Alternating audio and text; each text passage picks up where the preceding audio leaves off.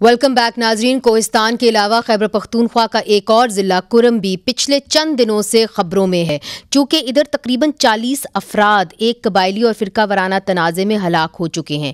یہاں بھی انتظامیہ کا دعویٰ ہے کہ حالات کنٹرول میں ہیں اور اب امن ہے، لیکن کرم کے لوگوں کا کہنا ہے کہ کرم میں امن کا مطلب اصل میں ایک اور خونی تنازع کے انتظار کو کہتے ہیں. پہلے بھی اس سال مئی اور جون کے مہینے میں قبائلی تنازع میں 20 کے قریب افراد اپنی جان کی بازی ہار گئے.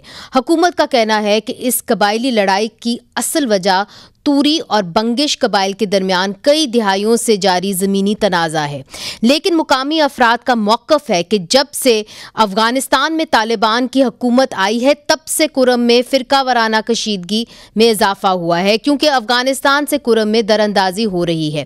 کرم کی صورتحال پر بات کرنے کے لیے ہمارے ساتھ موجود ہیں ڈی پی او کرم محمد عمران صاحب. بہت شکریہ آپ نے ہمیں جوائن کیا. پارا چنار سے تحریک انصاف کے سابق ایم پی اے سید اقبال میاں صاحب، اور ہمارے ساتھ ہوں گی آج ٹی وی کے بیورو چیف پشاور سے فرزانہ علی صاحبہ. سب سے پہلے ڈی پی او صاحب آپ سے پوچھوں گی کہ اس وقت کرم کی کیا صورتحال ہے؟ میم اس وقت کرم الحمدللہ پیس ہے اسٹیبلش. ابھی پارا چنار میں کسی قسم کا یا پورے کرم میں روڈ کا جو ایشو تھا وہ سالو ہو چکا ہے. کمیوٹرز روڈ پہ آ جا رہے ہیں. ہم نے روڈز پہ ڈپلائمنٹ کی ہوئی ہے، ہیوی ڈپلائمنٹ کی ہے to ensure the security of commuters. تو الحمدللہ ابھی everything is back to life. ٹھیک ہے. سید اقبال میاں صاحب آپ نے ڈی پی او صاحب کی بات سنی، آپ مطمئن ہیں ان کے بات سے؟ آپ کا تو تعلق پارا چنار سے ہے، تو وہاں پہ آپ کو یقین دہانی ایک طرح سے وہ کرا رہے ہیں کہ everything is back to life اور خون ریزی اب ختم ہو گئی ہے؟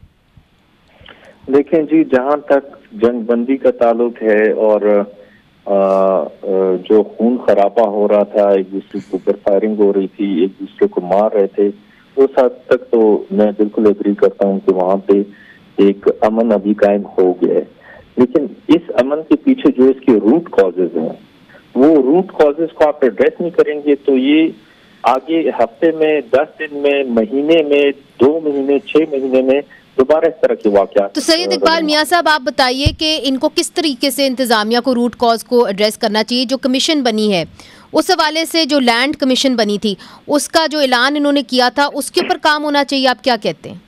اس میں کمیشن ابھی بنا ہے، کمیشن کا ریزلٹ کدھر ہے؟ اچھا چلیں ان سے پوچھ لیتے ہیں.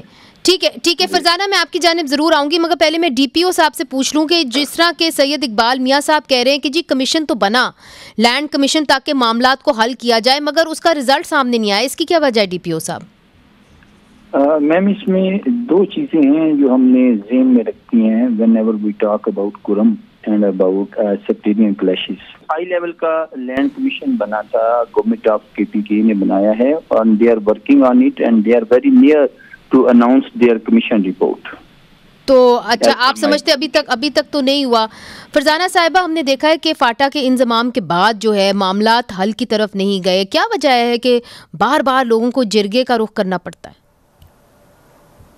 دیکھیں، یہ جو کرم ہے نا، اس کو ہمیں ایک دوسرے اینگل سے دیکھنا ہوگا. بھلے ہی ہم کہتے رہیں کہ وہاں پہ اراضی کا مسئلہ ہے اور یہ ساری چیزیں ہیں، لیکن میرا خیال میں وہاں پہ فرقہ وارانہ مسئلہ ہے اور ہمیں اس کو ایکسیپٹ کر لینا چاہیے. اگر وہ فرقہ وارانہ مسئلہ نہ ہوتا تو اس تنازع میں جو ہلاکتیں ہوئی ہیں تو لاشیں افغانستان، اورکزئی، خیبر کیسے جا رہی تھی؟ تو وہ اس کا مطلب ہے کہ کچھ تھا. پھر آپ باڑھ کے کٹنے کی بھی جو چیزیں ہیں وہ بھی سامنے آئی ہیں. پھر سرحد پار سے جو انوالومنٹ آئی ہے اس کو تو آپ نظر انداز نہیں کر سکتے.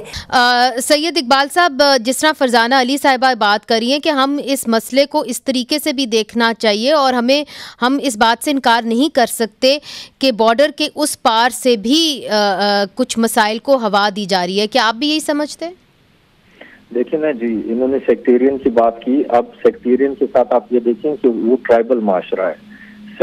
ڈفرینٹ سیکٹس آپ کے سیٹلڈ ایریا میں رہتے ہیں لیکن پرامن رہتے ہیں.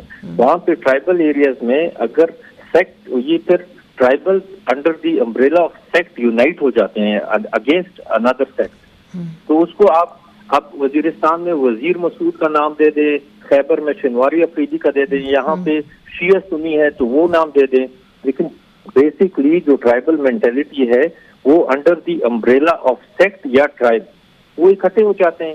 अब जो अफगानिस्तान की क्या इन्वॉल्वमेंट है, आप क्या देखते हैं? मैं आपको बताता हूँ जी, अभी ये है कि एक सेक्ट के फॉर एग्जाम्पल एक ट्राइब है आधी अफगानिस्तान में आधी पाकिस्तान में। अब जब लड़ाई होगी तो उनके जो रिश्तेदार हैं वो कोशिश करेंगे कि इस तरफ आए और इनकी हेल्प करें। समझ गए। अब उस हिसाब में अगर वो लोग इधर अंदर आए हैं जो कहा जाता है कि आए हुए हैं, तो उस हिसाब से दिस इज नॉर्मल, मतलब इसको तो इतना वो नहीं लेना चाहिए। वो आएंगे, लेकिन आप रूट कॉज को एड्रेस करें ना। इनके पास आपने मौका दिया हुआ है, आपने वजूहात दिए हैं लड़ाई के, वही लैंड समझ गई की शक्ल में जो जंगलात और बाकी डिस्प्यूटेड मसले हैं। ठीक है डीपीओ साहब, आपने बात सुन ली सैयद इकबाल मियाँ की। उन्होंने कहा कि जी एक ही कबीला है, वो अफगानिस्तान में भी है, पाकिस्तान में भी है, अगर उनके रिश्तेदार मुश्किल में हैं तो वो आएंगे, उनकी मदद करेंगे, इसमें कोई अचंभे की बात नहीं है, मगर आप रूट कॉज को तो एड्रेस करें। अब आपने कहा कि जी लैंड कमीशन की रिपोर्ट आने वाली है, तो आप नहीं समझते अगर लैंड कमीशन की रिपोर्ट आ जाती, पहले ये कमीशन बन जाता, तो ये हालात इस हद तक पहुंचते ना? ये तो मई जून से मामला चला आ रहा है। इसमें मैं थोड़ी क्लैरिटी करना चाहता हूँ, क्योंकि I am here on ground across the border. बिल्कुल कोई फाइटर्स ना आए हैं, ये सिर्फ स्पेकुलेशन हैं, लोगों की बातें हैं, एग्जैजरेशन है। In fact within our borders इधर वेपनाइजेशन बहुत ज्यादा है सोसाइटी में। वेपनाइजेशन के पीछे बहुत बड़ी हिस्ट्री है, history of this Kurram land है। तो इन लोगों के पास खुद ही बहुत ज्यादा एमुनेशन है, असला है, ये लड़ते हैं। तो क्रॉस दी बॉर्डर कोई फाइटर नहीं आया है, ऐसा इसकी कोई ना कोई सबूत है, ये मियर स्पेकुलेशन है। Deweaponisation is the first priority. जब भी इसे डीवेपनाइज किया जाएगा सोसाइटी को, it will help the peace. Number 2, इधर जो लैंड कमीशन की रिपोर्ट है वो भी इंशाल्लाह we are waiting for that as soon as possible, कि वो जो अनाउंस हो जाती है, it will help the people to settle their issue. Number 3 जो कि सबसे ज्यादा इम्पोर्टेंट है, जो इंटेलिजेंसिया है, जो कि इनके द पीपल हु मैटर दोनों साइडों पे, चाहे वो मशरान हैं, चाहे वो पढ़े लिखे लोग हैं, उनको चाहिए कि वो फॉरवर्ड आए और हेट स्पीच के ऊपर कंट्रोल करें। इनके छोटे छोटे कशनान वीडियो वायरल करते हैं, उससे ये इश्यूज बनते हैं। मैम ये 3 इश्यूज हैं, अगर हम इस पे काम कर लें as a society, as a government, as people, तो we will be able to maintain peace. जी फरजाना अली साहिबा, जो डीपीओ साहब कह रहे हैं और वो सॉल्यूशंस बकायदा दे रहे हैं कि जी आप डी वेपनाइज करें, वहाँ से लोगों का असला ले लें, हेट स्पीच के ऊपर आप कंट्रोल करें, तो मामला बेहतरी की तरफ जा सकते हैं। और उनका ये भी कहना है कि उनको ऐसा नहीं लगता कि अफगानिस्तान से भी कोई दरअंदाजी हुई है। डीपीओ साहब का ये की राय है, मैं उसका एहतराम करती हूँ, लेकिन हमारी इन्फॉर्मेशन वही है जो मैंने आपको बता दी है। जहाँ तक डी वेपनाइज करने की बात है, देखिए माजी में भी ये सारा कुछ हुआ है। मुनीज़, मैंने ज़िंदगी के 11 अहम साल जो हैं वो कुरम में रहते हुए गुजारे हैं, ज़्यादा शलोजान में और 4 साल पाड़ा चनार में। और ये वो दौर था जिसमें मैंने अपनी आंखों से ये सारी चीज़ें देखी है। आप ठीक है सोसाइटी को डी वेपनाइज कर दें, लेकिन आप मंगल जब आके चढ़ाई करेंगे पाड़ा चनार के ऊपर, किड़मान के ऊपर, तो फिर आप उनसे क्या वो छुरियों से लड़ेंगे, क्या करेंगे? तो पहली बात ये है कि आपकी ये जो इतनी लंबी बॉर्डर यहाँ पे है, और अभी भी हमें जो इंफॉर्मेशन मिल रही है उसके मुताबिक, अगर अच्छा देखिए यहाँ पर एक और फैक्टर भी तो रहा है ना सेंट्रल कुरम में, क्या हम उसको नज़रअंदाज करेंगे? हमें अपनी आंखों को खोलना है, हमें इस चीज़ों से निकलना है कि नहीं जो हम कह रहे हैं यही है सिर्फ।